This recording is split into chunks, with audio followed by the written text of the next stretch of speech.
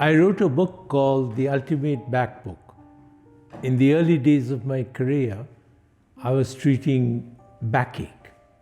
I returned to India in 1982 and had a clinic. So there were lots and lots and lots of backache. So I began to study why people get backache, what are the symptoms, and what are the cures. So there are a few things I wrote about backache in my Ultimate Back Book, which are quite unique. So in the evolution, if you look at evolution, the animals walked horizontally. So the back, the spine, supported all the organs.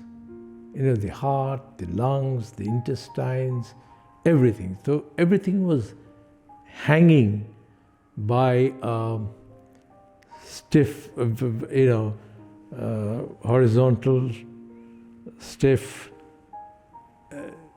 spinal column. And so the problems were quite different because all the organs were suspended.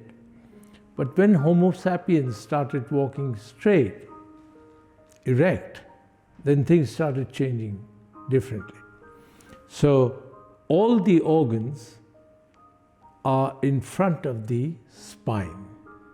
Nothing at the back. This is the spine.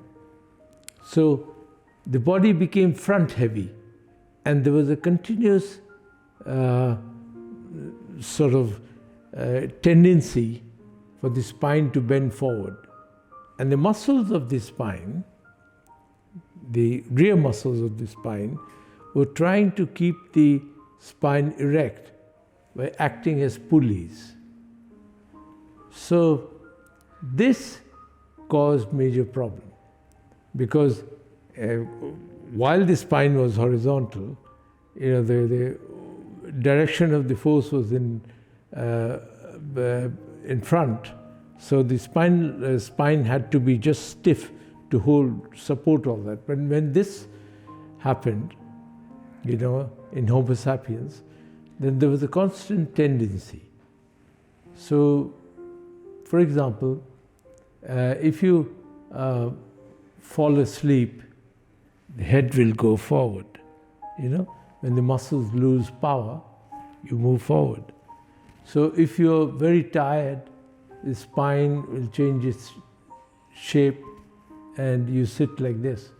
Either you decide to sit erect or like that. So all sorts of changes started happening. Now, the second very important thing is it's muscles which support the spine. For example, if you dart an animal, right, and the muscles get paralyzed and the animal collapses. So without the tone of the muscles, you cannot stand erect. So if you have the skeleton here and and you remove all the muscles, you can't support the skeleton, you can't support the spine, it will collapse. So the muscles of the spine create an anti-gravitational force that keeps you erect. Okay? So, and that creates weightlessness. You are like that. The more erect the spine is, the more energy you have, the better you feel, the better the posture is. Because a sleeping child is very heavy. A paralyzed person is very heavy. A dead body is heavy. You have dead weight. So that is a very important thing. So in order to keep the spine erect, in order to keep everything toned up in the spine back, you got to have energy, you got to have muscle tone.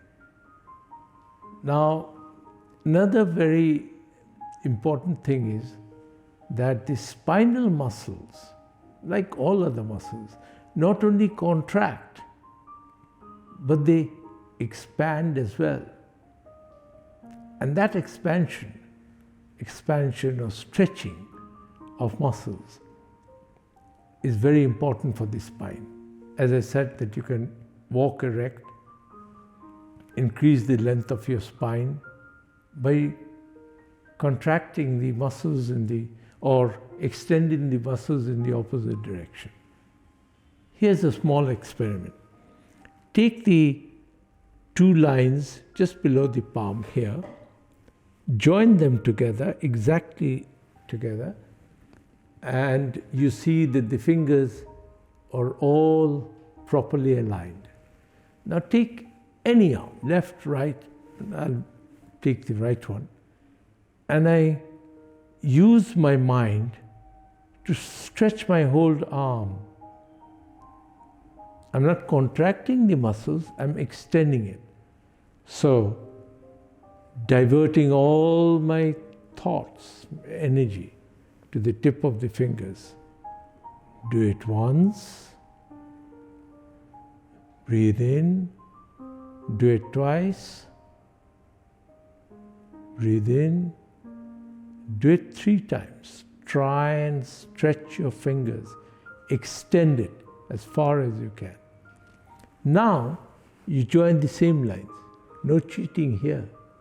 Join the same lines at the base of the palm, and you see that the fingers on the right have increased in size. They've increased in size. So with your thoughts, with your concentration, you can extend the muscles and that's conscious effect. You cannot do it while you're sleeping. So extending the muscles help to stretch the spine in the opposite direction. So when there are discs compressed, or there is problem of muscular spasm or muscular injuries, then you get pain. But just by extending the spine with your mind, right, you're able to get rid of the compression of the discs and other things. Now, another important thing which I wrote in the book is that the entire spine consists of vertebrae. The vertebral column is straight, and they have buffers, which are called the discs. I will take the model here of the neck. So these are the vertebrae here. These are the vertebrae, and they are being cushioned by these discs. Okay? So now, the interesting thing is that the discs can be compressed vertically, and everybody knows about that when the disc, they get compressed, they bulge. And when they bulge, they can either press on these nerves here that come out from the cervical spine or the rest of the spine, and you get pain down the arm, pain in your fingers, or in the case of the spine, pain in the rib cage or down the leg. You have sciatica and all sorts of problems from that.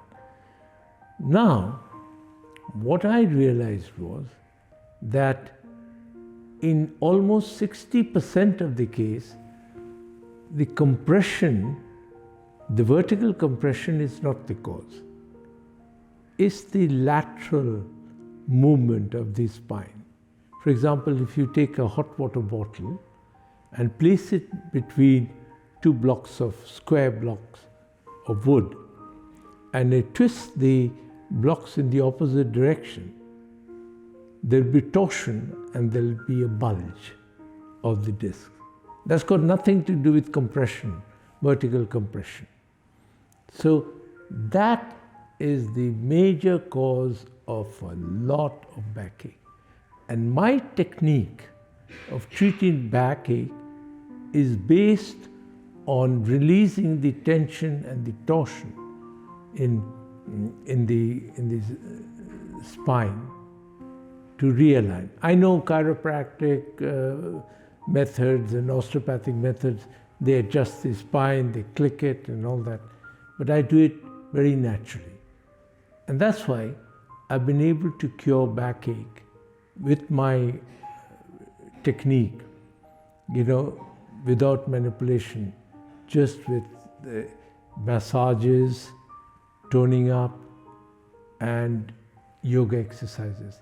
I don't use manipulations, to treat backache. It's safe, it's very effective, and it's long-lasting. Because sometimes if the spine is not prepared and you go through massive manipulations, then you can strain muscles, tear or injure ligaments that bind the spine together. And there are so many different complications with that. So why do I select yoga? Because yoga is always very relaxing. It can relax muscles. And the yogic exercises can extend muscles as well as contract.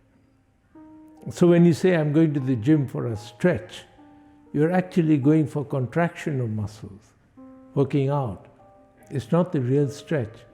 But yoga, because you breathe and because you go into different postures, asanas as they call, you use your mind to carry out these functions. You're able to genuinely stretch the muscles. And that's very important for the posture too. Because as I said, the stretching of the muscles improves the posture. Contraction of muscles makes it worse. So, throughout the day, when you're working, you're moving around, sitting in front of computers, you get into bad habits and you change your posture all the time. There's a lot of lactic acid in the muscles, and then you get into these spasms and they make the situation worse. But if you do the yoga exercises together with the breathing, you're relaxing, you're allowing the muscles to stretch, and that is more beneficial. And it's very natural. You see, I've treated the most complicated of backaches over so many years, so let's say from 1982 till now. So 2022. And I will try and give you examples of what you can do to treat various types of backaches and related problems.